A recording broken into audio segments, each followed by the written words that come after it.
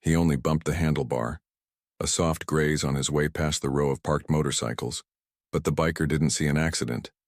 He saw an old man in a faded jacket and decided that was enough reason to strike. One loud crack, an 84-year-old veteran collapsed to the pavement, hand still gripping the bread he'd just bought. The bar crowd stared. Phones stayed in pockets. Not one soul stepped forward. But 30 minutes later, the silence shattered. The sky pulsed with blades, and a Black Hawk descended onto Main Street. Soldiers in tactical gear spilled out like a storm was coming, because that wasn't just any old man. That was someone's father. And someone's unit was watching. If you believe dignity doesn't retire with age, hit like, type respect in the comments and subscribe. Because this story proves some uniforms never come off. Most people passed by Walter Briggs without a second glance. He was just an old man in worn boots, shuffling past the same bar he'd passed every Thursday for the past 12 years. 84 years old, retired Army mechanic. 3 deployments, 2 citations, and 1 body that didn't work the way it used to. He didn't complain, didn't ask for honor or pity, just a quiet seat at the diner, a hot coffee, and time to walk home with the help of his cane. That morning was colder than most.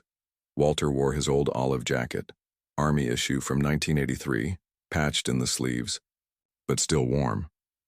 On his left chest, the faded imprint of a name tag that once read W. Briggs. He stepped out of the corner deli, a small paper bag tucked under one arm. Bread, cough drops, and a postcard he meant to send to his grandson at the academy. Across the street, a group of bikers had gathered outside a bar, loud, laughing, leaning on chrome machines polished like trophies. Walter paid them no mind. He didn't fear noise. He'd seen worse sounds in places where silence meant danger. As he made his way past the bikes, his coat caught a handlebar. Just barely. The motorcycle rocked, but didn't fall. Walter stopped immediately, turned around, hands up. "Didn't mean to touch it, son. My jacket's thicker than I thought," he said with a small apologetic smile. He wasn't mocking. He wasn't careless. He was just old and kind. But the tallest biker stepped forward, sunglasses glinting in the noon. "Son." He didn't ask questions. He didn't inspect his bike. He slapped Walter across the face. The sound echoed off the brick walls. The old man hit the sidewalk with a soft grunt, one hand still clutching the paper bag as it tore, bread rolling into the gutter. The laughter from the bar didn't stop. No one moved. Someone sipped a drink and turned their chair. Walter didn't cry out. He just sat up slowly, one knee trembling, face flushed with more humiliation than pain, and began picking up pieces of bread from the street. Walter's cheek burned, but he didn't reach for it. Instead, he reached for the crumpled loaf of bread, now speckled with dust and motor oil, and placed it gently back into the torn bag. Like it still mattered. People kept walking. A couple crossed the street to avoid looking. A waitress peered through the diner window, then turned back to her table. The biker who hit him was already laughing with his friends again. No apology, no fear. Just the certainty that no one would challenge him over a quiet old man in a faded jacket. Walter stood slowly, gripping the metal pole beside the bus bench for balance. His cane had rolled a few feet away. He limped to retrieve it, bent down with a soft groan, and winced, not from the pain, but from the weight of being seen and ignored.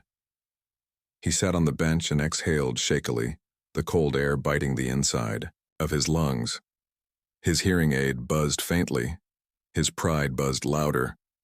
Back in 1970, he'd pulled 3 soldiers out of a burning Jeep outside Hugh City. Now, in 2025, he couldn't even get a stranger to hand him a paper towel for the blood at the corner of his mouth. A teenager walked by, earbuds in. Walter raised a hand, just slightly. But the boy didn't see, or maybe didn't want to. He wasn't looking for sympathy. He was looking for proof he still existed. Inside the bar, the biker lit a cigarette and bragged to his buddies. He should have watched where he was going. Damn Grandpa walked right into it. Walter's jaw tightened. He had been called many things in his life, soldier, husband, dad, sergeant, but worthless had never made the list. Still, he said nothing, just adjusted his jacket, wiped his lip with the corner of his sleeve, and reached into his pocket. Inside was a cell phone. Not much more than buttons and a cracked screen, but on the screen was a single contact labeled Eagle 6, emergency only. He tapped it once, then leaned back and waited. 15 minutes passed. Walter didn't move from the bench, didn't look angry, didn't look scared. He just sat, upright, quiet, like he was waiting for a bus no one else could see coming. Then came the low, distant thrum. It started as a faint vibration in the pavement. A few diners looked around. Someone stepped outside the bar, squinting at the horizon. Then the sound thickened. A deep, rhythmic pulse that made glasses on tables tremble slightly.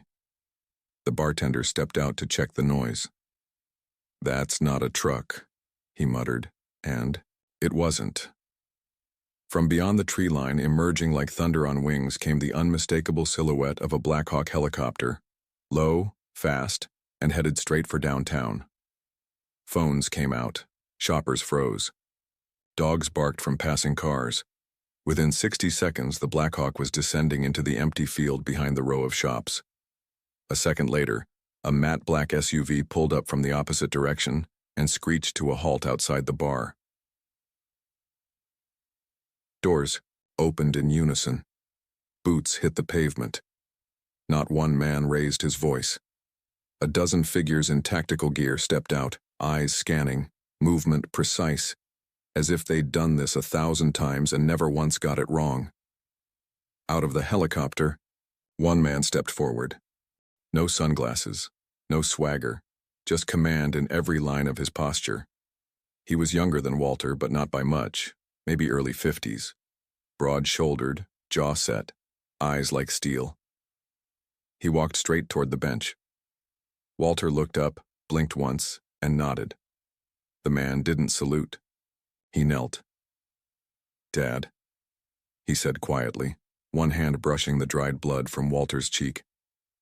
"I got here as fast as I could." Walter didn't say a word. He didn't need to, because in that moment, the biker, still standing by his friends, still smug in his ignorance, turned slowly toward the growing silence around him and saw the men, and saw the patch on the lead man's shoulder. U.S. Army Special Operations. Commander Briggs and the biker finally realized. He had just slapped the wrong man. The street was silent now. The biker stood frozen, leather vest creaking slightly as his shoulders stiffened. His smirk evaporated like steam off asphalt. Commander Briggs rose slowly from his kneel, hands steady at his sides. He didn't draw a weapon. He didn't clench a fist. He just looked. Behind him, his men fanned out wordlessly, forming a semicircle that closed off the entire block.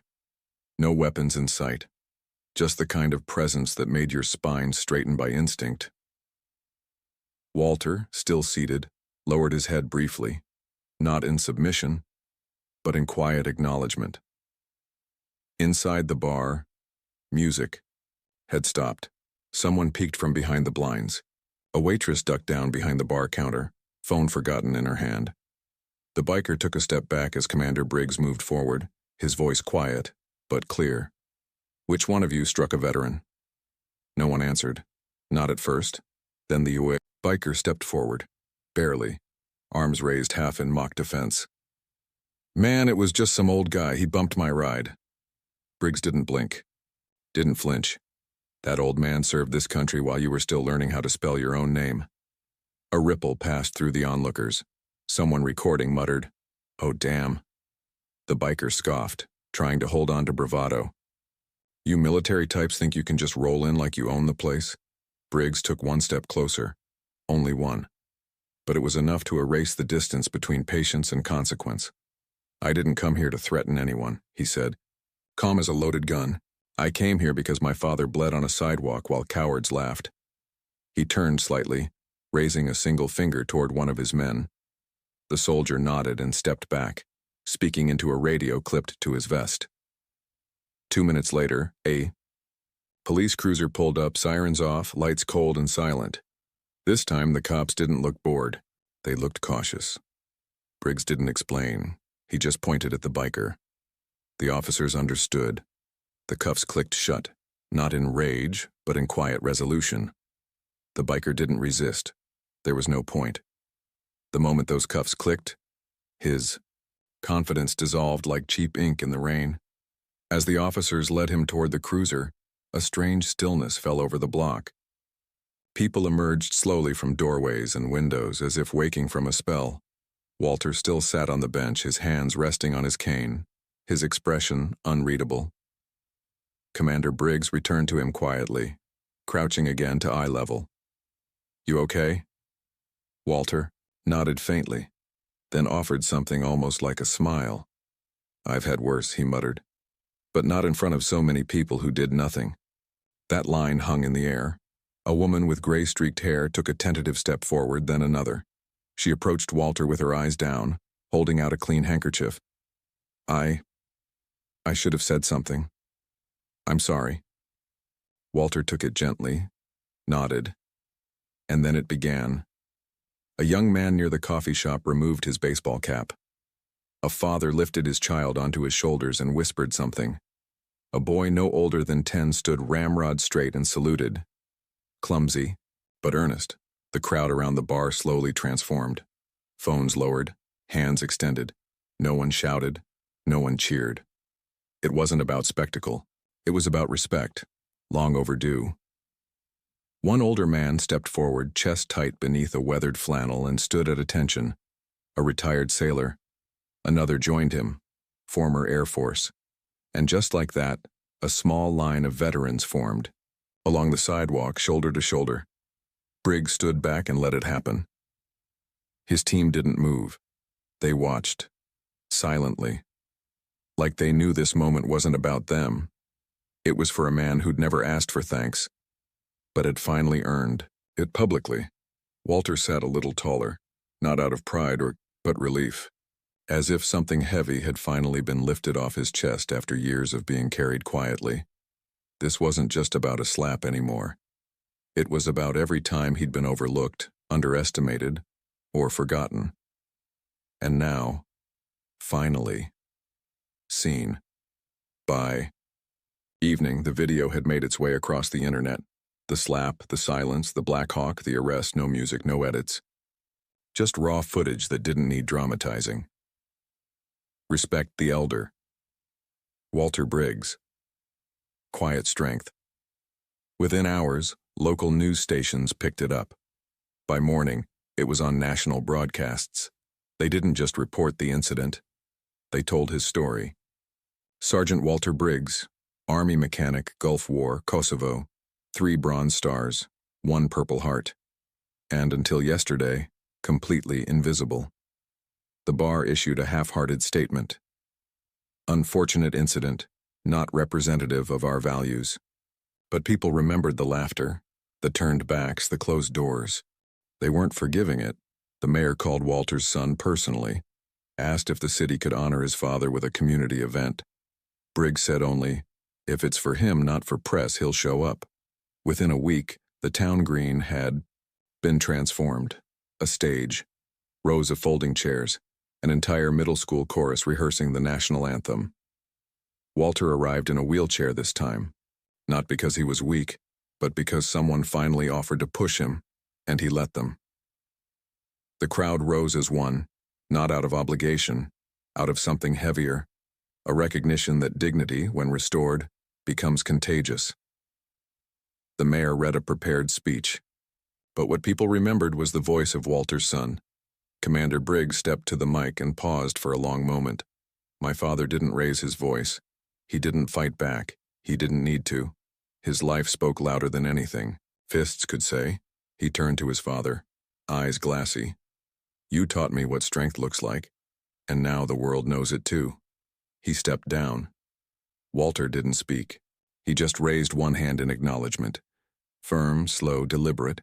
The ovation lasted nearly 4 minutes. Not for medals, not for revenge, but for every quiet act of service no one had clapped for. Until now. A few days later, Walter received an unexpected letter. Handwritten, shaky, no return address. Inside were 6 words. "If you'll meet me, I'll listen." It came from the biker. At first, Walter didn't respond. He had every right to ignore it. No one would have judged him for walking away. But something in the way the letter was written, uneven lines, ink smudged at the edges, reminded him of another broken man from long ago, one of his own from the service, haunted, angry, but not beyond reach. He asked his son to arrange a short meeting before the biker's court hearing. In a quiet courthouse room with no cameras and no uniforms, the man who had once slapped him sat hunched forward, stripped of attitude, leather vest replaced with a plain button-up, hands clenched like he was bracing for impact. Walter entered slowly. Didn't speak at first, just sat across from him, with a veteran stillness that could silence an entire room. "I didn't know who you were," the biker muttered. "That's the problem." Walter replied gently, "You didn't care." The man swallowed hard, eyes darting. "My dad was a soldier too. Vietnam. Came back shattered. I grew up hating uniforms because I thought they took him from me." Walter nodded slowly. "I knew men like him. Lost just as much as they brought home. There was no lecture, no punishment. Oh, just a quiet space where truth finally stood up straighter than pride." The biker, his name was Kyle, wiped his face roughly and slid a folded paper across the table. "Judge's orders or not, I'm starting therapy. Signed up to volunteer at the VA downtown. I want to earn something back." Walter looked at the form, then at the man who had once knocked him to the ground. He reached out, laid one weathered hand over Kyle's.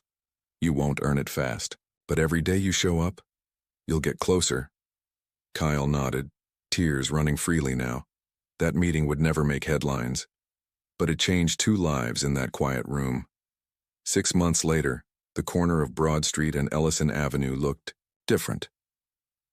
Where once there had been silence, now stood a bronze plaque mounted on a polished stone wall. It read, "In honor of Sergeant Walter Briggs, a quiet shield between us and chaos." Beneath it, a single line etched deeper than the rest. He never asked to be seen. He simply stood. People paused now when they passed. Not everyone, not every time, but enough. Students brought flowers on Veterans Day. A local artist painted Walter's silhouette into a mural of community heroes. And the city council voted unanimously to rename that small park behind the bar Briggs Field. Walter still visited on Thursdays.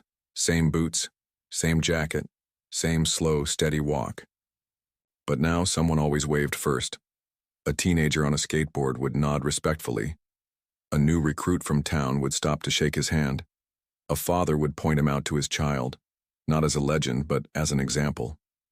Kyle, the man who had once struck him, now drove veterans to and from the VA twice a week. He wore no uniform, but his actions started to fit like one. Sometimes Walter saw him at the diner, helping a frail vet into a booth or carrying someone's groceries. They never made a show of it, just exchanged small nods. Warriors on different ends of the road, walking it in the same direction now. Commander Briggs returned only once after the ceremony. He and Walter sat on the same bench. No need to speak much. After a while, his son simply said, "You taught them something, Dad. You changed this place." Walter smiled faintly, watching a boy tie a flag to his bike nearby. Maybe, or maybe they just remembered what mattered. That night, as the wind rolled through the trees near the bar, the sound of distant rotors could almost be heard again. Not from the sky this time, but from memory. And if you stood long enough, you could almost hear it. The moment a town stood still, because one man refused to fall alone. If you believe respect shouldn't come after pain, if you believe some uniforms never really come off, hit like. Type honor in the comments. And subscribe to Silent Valor Stories. Because the quiet ones, they're the ones who move the world.